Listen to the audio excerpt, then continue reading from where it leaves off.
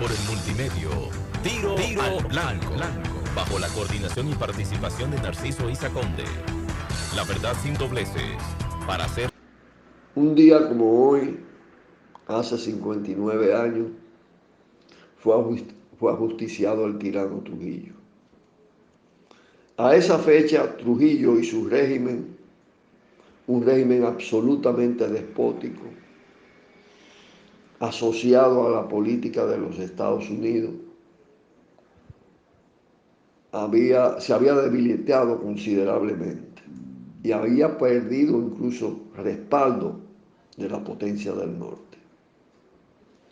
La expedición de junio del 59 y el movimiento clandestino 14 de junio que generó erosionaron el régimen. El clima regional era favorable también al cambio. El triunfo de la Revolución Cubana, el derrocamiento del tirano, del dictador venezolano Pérez Jiménez, creaban una situación favorable a una apertura democrática en la República Dominicana. Estados Unidos temía otra Cuba. Se propuso una fórmula que descomprimiera las tensiones, una fórmula de transición controlada, y lo logra.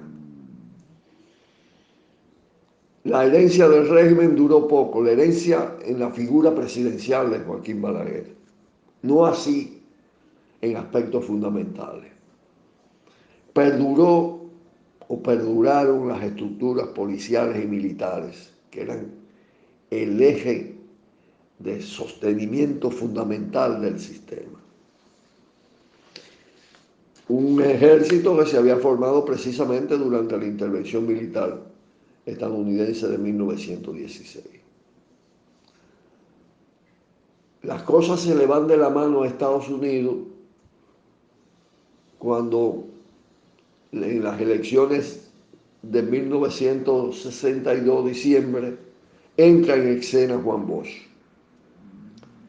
Y Juan Bosch, aunque de alguna manera portaba un aire caudillista que era muy fuerte, no solo en los políticos del régimen trujillista, sino también en la propia oposición, porque se trataba fundamentalmente de una cultura con mucha raíz histórica que venía de los tiempos del caudillismo.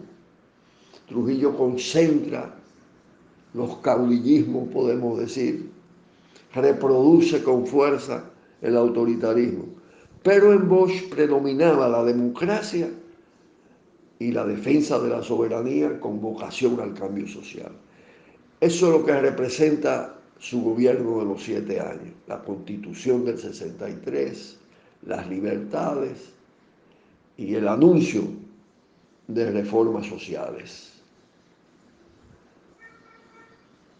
Todo el peso de la cultura trujillista, del autoritarismo, de la subordinación a Estados Unidos, de la corrupción en el ejercicio de Estado, que estaban presentes en el régimen golpista, mejor dicho, que estaban presentes en el movimiento golpista que desplaza a Juan Bosch a los 7 meses de su gobierno, se impuso de nuevo, precariamente. Precariamente como gobierno, como Estado, no podemos decir así como cultura. Y eso genera un movimiento de nuevo por las libertades, por la democracia, contra el golpe, en favor de la Constitución del 63, contra el neotrujillismo y finalmente estalla la Revolución de Abril del 65.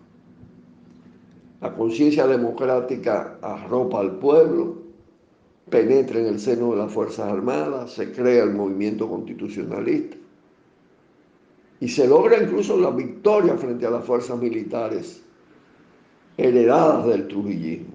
En ese sentido, hay un ajuste de cuenta profundo, un toque de la raíz de las estructuras de poder militar y de poder político, sin que todavía la arraigada cultura caudillista, presidencialista, autoritaria, fuera superada totalmente. Aunque en el marco del proceso de abril era de esperarse que ese proceso se diera a partir de todo el peso de lo colectivo, de la característica de ese proyecto que iba más allá del restablecimiento del gobierno de Bosch, en tanto se había creado un poder popular y una nueva Fuerzas Armadas y una cultura democrática colectiva que brotaba de los comandos y de todo el sistema de organización popular que se dio en los meses posteriores a abril del 65. Pero tempranamente, Estados Unidos bloqueó ese proceso, una nueva intervención de carácter contrarrevolucionario. Y eso también hace que reverdezca, se desarrolle nuevamente, se relance con fuerza la cultura despótica, la cultura caudillista, presidencialista. Y la encarna de nuevo Joaquín Balaguer, al que recurre Estados Unidos para cerrarle el paso a Bosch en las elecciones del 66. Entonces los 12 años y también los 10 años posteriores son años de intensificación de todo ese proceso de expansión de esa cultura en la llamada clase política, en la propia clase empresarial, en los militares. Aparecen los nuevos jefes, el nuevo jefe político, el caudillo, el presidente que lo decide todo, que lo hace todo, el culto al presidente, las alabanzas al presidente. Y eso también penetra a la propia oposición al balaguerismo y se enraiza en el seno de la clase política hasta este presente. Recordemos lo que pasó con Leonel Fernández y aquellos grandes carteles, el líder, y las alabanzas, y la manera como se comportaban el conjunto de su entorno, y cómo se promovía su figura. Y pasó hasta con Hipólito. Yo recuerdo el Pegaso que le regalaron, el caballo alado, y una escultura de Hipólito en la Fuerza Aérea Dominicana, y aquello de papá. Y rebrota con Danilo, y está presente, alerta, está presente con Luis Abinader, pero además en el ejercicio de la política, porque el caudillismo tiene escalas, niveles, los niveles altos, los niveles medios, y aparece en la provincia, o sea, en función también de la división del territorio, de la organización política del territorio, aparece en el Congreso de la República, pero sobre todo se concentra en la presidencia de la República y tiene una base constitucional.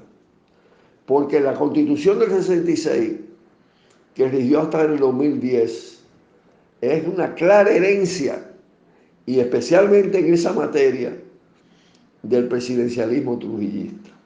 Ahí aparece el neotrujillismo balaguerista, porque esa es la Constitución de Balaguer. Pero aparece también, modificada en tanto los poderes del presidente se dividen en diferentes artículos, pero se refuerzan en la Constitución de Leonel Fernández de 2010 y del PLD, sobre la cual se monta Danilo Medina y se monta también Luis Abinader.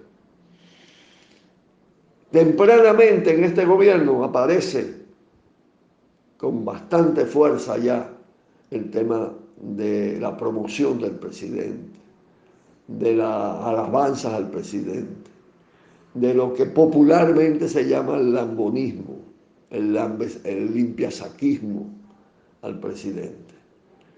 Y eso está presente en todas las estructuras. Por eso, arrancar de raíz de la tiranía no solo implica en modificar las estructuras, digamos, materiales, concretas, las instituciones, los poderes permanentes del Estado, las Fuerzas Armadas, todo esto. Eso implica un proceso de democratización profunda, pero sobre todo, y lo más difícil de todo, es superar la cultura despótica.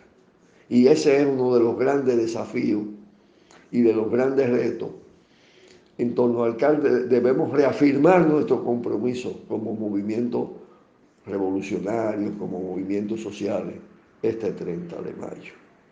Pausamos.